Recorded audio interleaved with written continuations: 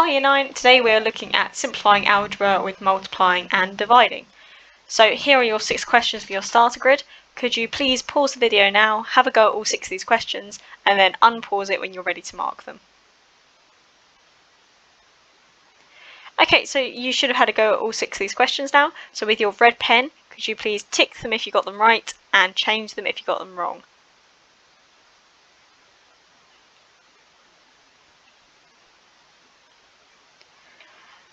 So if you need to pause the video for some more time to mark, feel free to, but we're going to move on to the main part of the lesson.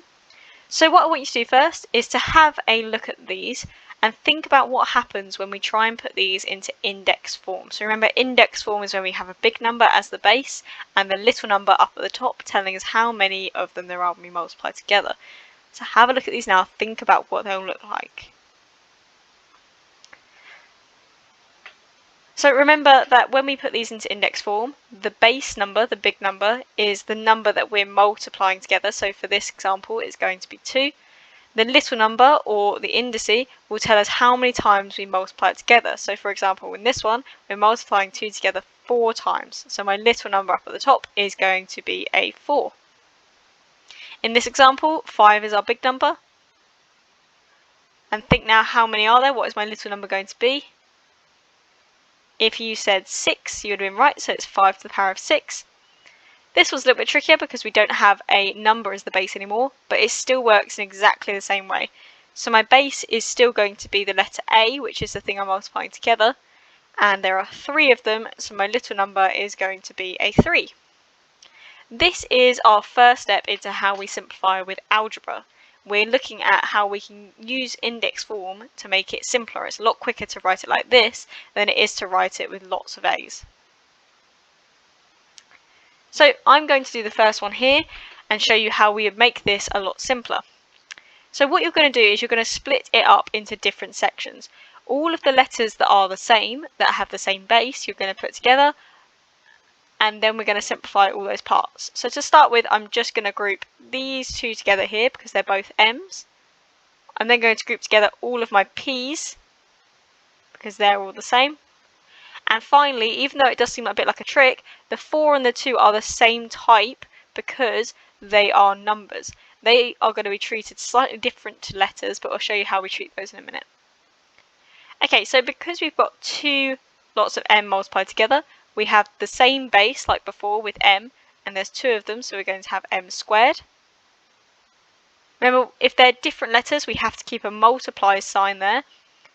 There's 3 P's, so I've got P to the power of 3, or P cubed.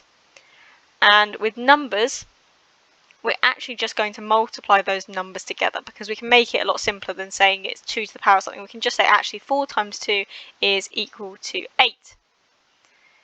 Now the very last step is that in algebra we're really lazy. We don't want to put any of these multiply signs in. So in algebra you get lucky and you can drop the multiply signs. So we can just put 8 m squared p to the power of 3.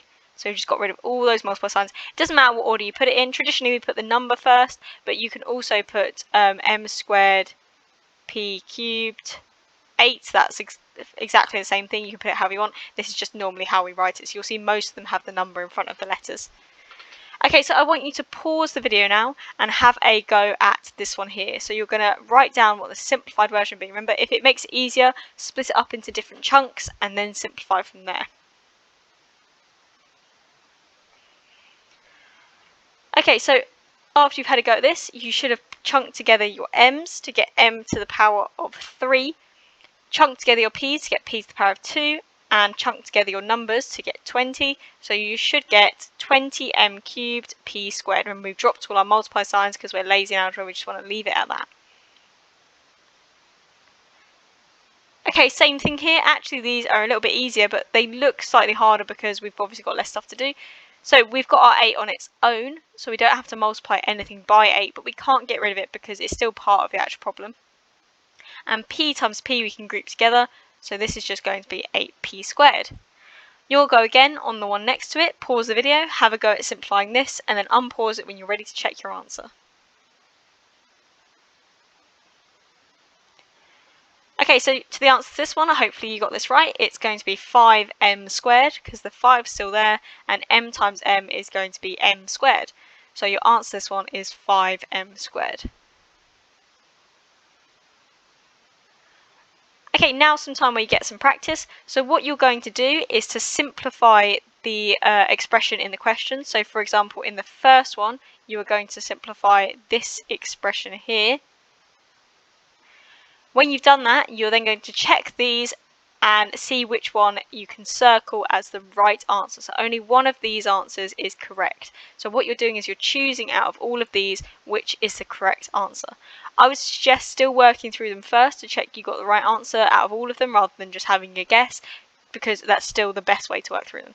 So pause the video now, give yourself 10 minutes to have a go at simplifying all of these and pick the correct answer from the options available to you. Off you go. Okay, so you should have had some time to work through these. We're now going to have a look at the answers. So you're going to have your red pen in your hand ready to mark this. The correct answers are highlighted in red, so the red answers are the ones that are correct. So if you got those answers, give yourself a tick. Well done. If you didn't, have a think, where did you potentially go wrong? Can you spot your error?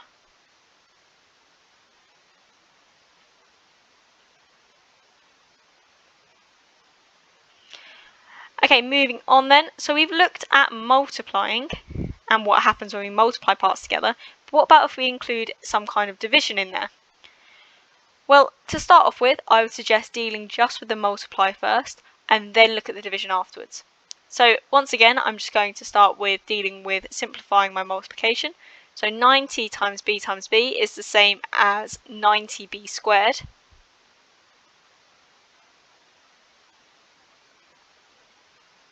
And we've still got that divided by 10 that we haven't dealt with yet.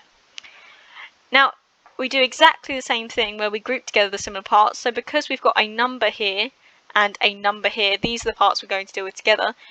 Like before, we just multiplied the two together. So when we had 4 and then times 5, we just simplified that to 20 because 4 times 5 is 20. Because we've got 90 and are divided by 10, I'm actually just going to do 90 divided by 10, which is equal to 9.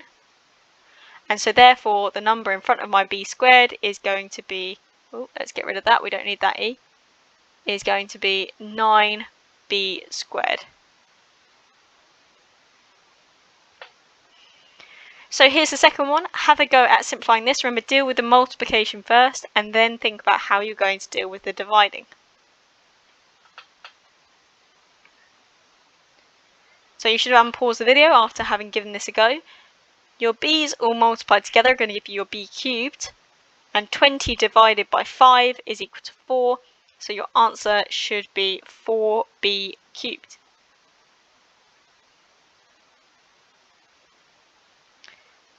Okay, next type. So in this one here, instead of a division sign, we actually have a line like a fraction, but this actually just means divided. So we could rewrite this as 9 times b times b times b divided by, and we're going to put brackets around it to show it's divided by the whole thing, 3 times b. There's actually an easier way to do this, especially if it's a fraction, it makes it a lot easier. So I'm going to start by simplifying my multiplication. So I have 9 and then b cubed over 3b. Collect together the two different parts. So if I have 9 and 3 here, I'm going to do 9 divided by 3, which is equal to 3. So I can get rid of this 3 on the bottom and change this to a 3 because I've done 9 divided by 3, which is equal to 3. And if I have b's, if there's a fraction and we're dividing, we can just cross out one of the b's. So instead of these b's here, we've taken the b off, and so therefore we have 3 times b, which is equal to, let's pick a different colour so you can see that, equal to 3b squared, because we've got 2 b's still left on the top, and 9 divided by 3 was equal to 3. So we can see 9 divided by 3 is 3, b cubed divided by b, remember with our index laws, we take it away from the index, so we have 3b squared as our answer. Okay, have a go at the second one, pause the video, write it down into your book, and then unpause it when you're ready to check your work.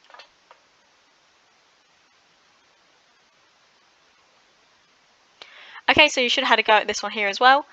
Remember, we cross off the ones that are common and we divide. So we have 4b squared for this one because 12 divided by 3 is 4, and we can get rid of 2 of the b's on the top and 2 of the b's on the bottom.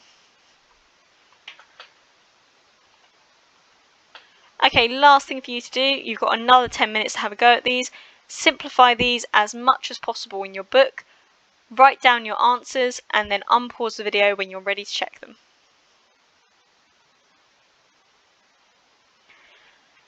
Okay, let's check your answers then with red pen. Let's click on that.